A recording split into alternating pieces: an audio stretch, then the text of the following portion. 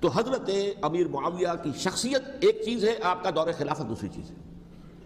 شخصیت کے اعتبار سے صحابی رسول ہیں، برادر نسبتی ہیں حضور کے صلی اللہ علیہ وسلم، اور پھر یہ کہ اس قدر معتمد علیہ ہے صحابہ میں سے کہ وہ کاتبان وحی، یہ عام آدمی کے کرنے کا کام نہیں تھا جو وحی کی کتابت کرے، اللہ کے کلام کی۔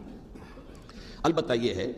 کہ جیسا کہ میں نے عرض کیا، ان کا دور خلافت راشدہ نہیں ہے، وہ ملوکیت کا دور ہے۔ یہ میں نے جیسا کہ عرض کیا، میں نے ایک صاحب نے جب یہ کہا کہ ملوکیت شروع ہو رہی تھی، میں نے کہا شروع نہیں ہو رہی تھی، ملوکیت تو 20 سال پہلے شروع ہو چکی تھی۔ اسی طریقے سے ایک صاحب نے کہا تھا کہ اسلام کو قائم کرنے کے لیے حضرت حسین میدان میں آئے، میں نے کہا یہ بھی غلط ہے، اسلام تو 60 سال پہلے قائم ہو چکا تھا، نبی اکرم صلی اللہ علیہ وسلم کے دستے مبارک سے اسلام قائم ہو گیا، جاء الحق وزهق الباطل ان الباطل کان زهوقا، پھر 30 برس تک وہ کامل شکل کے اندر قائم رہا۔ تو اسلام وہ در حقیقت اب قائم کرنے والی بات نہیں تھی، البتہ اس کے اندر زوال شروع ہو گیا تھا، اس زوال کے عمل کو روکنے کے لیے حضرت حسین